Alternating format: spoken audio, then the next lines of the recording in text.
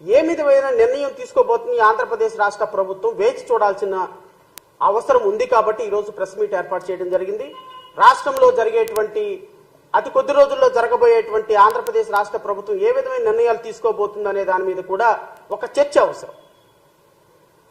ఒక పక్క తెలంగాణలో 4,000 కోట్ల రూపాయలు సంపాదించినటువంటి ఎన్ కన్వెన్షన్ హాల్ ని నిర్దాక్షిణ్యంగా కూల్చేసి చట్టం దృష్టిలో అందరూ సమానులే అని చెప్పినటువంటి రేవంత్ రెడ్డి ఒక పక్క, అలాంటి రేవంత్ రెడ్డిని రాజకీయాల్లో ఒక పదవి తీసుకొచ్చి ఈ రోజు ఆయన ముఖ్యమంత్రి అవడానికి ఇండైరెక్ట్లీ డైరెక్ట్లీ కారణమైనటువంటి చంద్రబాబు నాయుడు గారి ప్రభుత్వం ఇంకొక పక్క. ఇప్పుడు చంద్రబాబు నాయుడు గారి ప్రభుత్వం, కూటమి ప్రభుత్వం ఏమి చేయబోతుంది ఆంధ్రప్రదేశ్ రాష్ట్రంలో? ఈ కూటమి ప్రభుత్వం ఏ నిర్ణయాలు తీసుకోబోతుంది ఆంధ్రప్రదేశ్ రాష్ట్రంలో? ఈ కూటమి ప్రభుత్వం తెలంగాణ ప్రభుత్వం తీసుకున్నటువంటి నిర్ణయాలను ఏమైనా ఇన్స్పిరేషన్ గా తీసుకుని భవిష్యత్తులో 2-3 వారాల్లోనో ఒక నెల రోజుల్లో ఏం చేయబోతుంది అనే దాని మీద ఆంధ్రప్రదేశ్ రాష్ట్ర ప్రజలందరూ కూడా చాలా ఉత్కంఠగా ఎదురు చూస్తున్నారు, ఇంక్లూడింగ్ మీ. అయితే మొదటగా నేను చెప్పేటువంటి అంశం ఆంధ్రప్రదేశ్ రాష్ట్ర ముఖ్యమంత్రి గారి ఇంటి నుంచే బయలుదేరదాం అక్రమ కట్టడాల కూల్చివేత. ఎందుకంటే ఆంధ్రప్రదేశ్ రాష్ట్ర ముఖ్యమంత్రి ఉంటున్న అధికారిక నివాసమే అక్రమ కట్టడం. ఈ అక్రమ కట్టడంలో నివసిస్తున్నటువంటి అక్రమ ముఖ్యమంత్రి సక్రమంగా ఏమైనా నిర్ణయం తీసుకుంటాడా అతి కొద్ది రోజుల్లో అనేది వేచి చూడాల్సిన సందర్భం.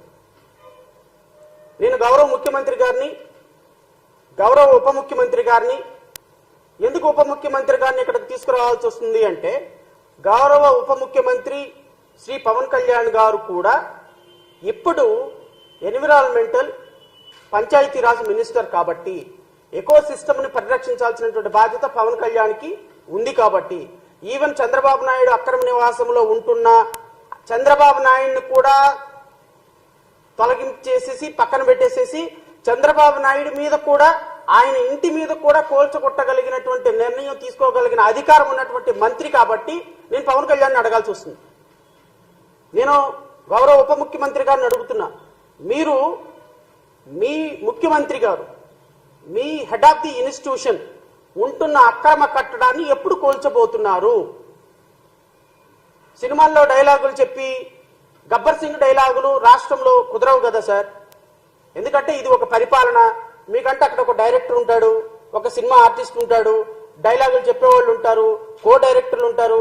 సార్ ఈ డైలాగును 1కి 10 సార్లు చెప్పేసేయండి సార్, 1కి 10 సార్లు చెప్పేస్తే ఈ డైలాగు ఇది కట్ అంటే షార్ట్ అంటే ఓకే అంటే అయిపోతుంది సార్, ప్యాకప్ అయిపోవచ్చు సార్ అంటే. కానీ ఇది కాదు కదా. మనమేమో సినిమాల్లో చెప్పే డైలాగులేమో పబ్లిక్ లో ప్రచారంలో చెప్పాము, పబ్లిక్ లో చెప్పే ప్రచారాలేమో ప్రజల దగ్గరకు వచ్చేసరికి నోరు మెదపటంలా. ఎందుకంటే ఇక్కడ స్క్రిప్ట్ రైటర్లు ఎవరు ఉండరు. మీరంటే మొన్నటిదాకా ఎలక్షన్ ప్రచారంలో అంటే సాయంత్రం దాకా బట్టి పట్టేసేసి 4 డైలాగులు వచ్చేసేసి ఇష్టం వచ్చినట్టు మాట్లాడేసేయచ్చు. బట్ ఇక్కడ అది కాదు కదా. ఒకసారి ప్రెస్ మీట్ లో కూర్చున్న తర్వాత పక్కన మినిస్టర్లు లేకపోతే ప్రిన్సిపల్ సెక్రటరీలు కూర్చున్న తర్వాత మనకి ఫోన్ ఫ్రెండ్ ఉండడు, మనకి స్క్రిప్ట్ ఉండదు, మనకు ఓన్ గా మాట్లాడాల్సిన పరిస్థితి. సో ఓన్ గా రియాక్ట్ అవ్వాల్సిన పరిస్థితి వచ్చింది, ఓన్ గా యాక్ట్ చేయాల్సిన పరిస్థితి వస్తుంది, రియాలిటీగా ప్రయత్నం చేయాల్సిన పరిస్థితి వస్తుంది. ఎందుకంటే సినిమాల్లో నువ్వు ఇలా కొట్టగానే పడిపోయినట్టు యాక్షన్ చేస్తాడు. ఇక్కడ అలా కాదు కదా, యాక్షన్ చూపించాలి, నువ్వే కొట్టాలి, నువ్వే నిర్ణయం తీసుకోవాలి, నువ్వే పాట పాడాలి, నువ్వే డైలాగ్ చెప్పాలి, నువ్వే సాంగ్ పాడాలి తప్ప ఫోన్ ఫ్రెండ్ రాడు కదా ఇక్కడ. So proxy deputy chief minister ఉండడు కదా ఆంధ్రప్రదేశ్ రాష్ట్రంలో. సో డూబ్లు ఉండవు కదా ఆంధ్రప్రదేశ్ రాష్ట్ర ఉప ముఖ్యమంత్రికి. సో మీరే రియల్ హీరో కాబట్టి మీరు రేపొద్దున గౌరవ ముఖ్యమంత్రి చంద్రబాబు నాయుడు గారి ఏదైతే కట్టడం ఉందో, ఈ కట్టడం ఇల్లీగల్ కన్స్ట్రక్షన్ అని, నిబంధనలకు విరుద్ధంగా అప్పటి ప్రభుత్వం పర్మిషన్స్ ఇచ్చిందని పంచాయతీరాజు నుంచి మీ అందరికీ తెలియాలి. మీకు తెలియలేదో అధికారికంగా ఏమైనా డాక్యుమెంట్లు కావాలంటే నేను డాక్యుమెంట్లు ప్రొవైడ్ చేస్తా, అది అనధికారిక కట్టడం అని. దయచేసి దాని మీద నిర్ణయం తీసుకోండి. నిర్ణయం తీసుకోవటం కాదు, కోలుకొట్టడమే. ఇంకా దీంట్లో నిర్ణయాలు తీసుకోవటాలు ఏముండవు.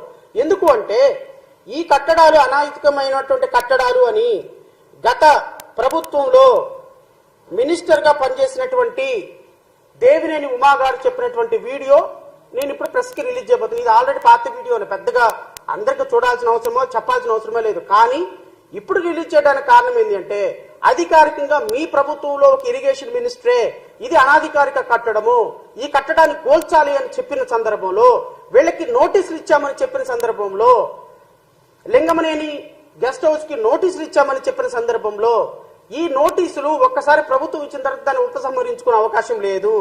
ఖచ్చితంగా ఈ కన్స్ట్రక్షన్స్ ని కూలగొట్టాల్సిన మార్గము. తెలంగాణలో ముఖ్యమంత్రి రేవంత్ రెడ్డి తీసుకున్నటువంటి నిర్ణయాన్ని, అక్కడ తీసుకున్నటువంటి ఎకో సిస్టమ్ను, చెరువులను, కుంటలను, కాలువలను రక్షించడానికి ఒక ముఖ్యమంత్రి తీసుకున్నటువంటి సాహసోపేతమైన నిర్ణయం, మీ శిష్యుడు తీసుకున్నటువంటి సాహసోపేతమైన నిర్ణయం గురువు గారుగా మీరు ఎందుకు తీసుకోలేకపోతున్నారు సార్? నాకు అర్థం కావట్లా. ముఖ్యమంత్రి చంద్రబాబు నాయుడు గారు, మీ శిష్యుడు మీకంటే అద్భుతమైనటువంటి సాహసోపేతమైన నిర్ణయాన్ని తీసుకొని వరుస పెట్టి ఇంజనీరింగ్ కాలేజీలు, యూనివర్సిటీస్లు, ఎర్న్ కన్వెన్షన్ హాల్స్ ఇంకోటి కూలగొట్టుకుంటూ వెళ్తుంటే, మీరు మాత్రం ఇంకా అనాధికారికంగా అక్రమ కట్టడంలో నివసించి ఆహా ఓహో నేను అద్భుతమైనటువంటి అమరావతిని సృష్టిస్తా లేదా అద్భుతమైనటువంటి పరిపాలన చేస్తానని చెప్పటం ఎంతవరకు సమంజసమని జేపీఎం భారత్ పార్టీ మిమ్మల్ని ప్రశ్నిస్తుంది. దీనికి నాకు సమాధానం చెప్పకపోయినా రాష్ట్ర ప్రజలకు సమాధానం చెప్పాలి. లేదా మీ తనయుడు ఈ రాష్ట్రానికి మరొక అనాధికారిక ముఖ్యమంత్రి, ఐటీ మినిస్టర్, ఎడ్యుకేషన్ మినిస్టర్ కూడా ఆయనే అనుకుంటా. ఇట్ సీమ్స్ అనాధికారికంగా డిప్యూటీ చీఫ్ మినిస్టర్ గా యాక్ట్ చేస్తున్నటువంటి మంత్రి గారు, వీరు కూడా అదే నివాసంలో అక్రమంగా నివసిస్తున్నటువంటి మరొక సక్రమం అని చెప్పుకునేటువంటి మంత్రి. మీరు మంత్రులుగా, ముఖ్యమంత్రులుగా ప్రజల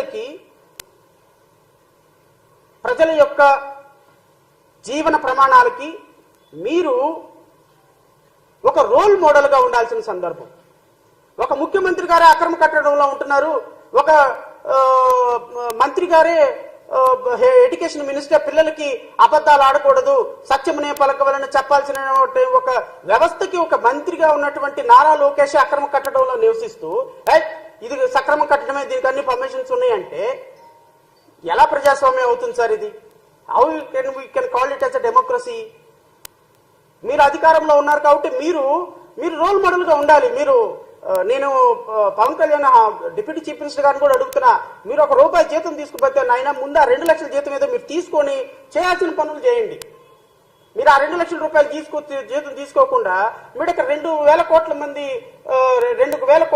ప్రాపర్టీస్ అనాధికారికంగా ప్రజలు వాడుకునేదానికి అవకాశం కల్పిస్తున్నారు. ఎవడొద్దన్నాడు మిమ్మల్ని జీతం తీసుకోవద్దని మేము వద్దానమ్మా? జీతం తీసుకోవద్దా?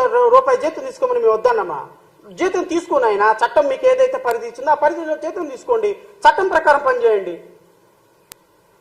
రాష్ట్రంలో అక్రమ కట్టడాల్లో నివసిస్తున్నటువంటి ముఖ్యమంత్రి నివాసం మీద అధికారికంగా నిర్ణయం తీసుకోవాల్సింది మీరే.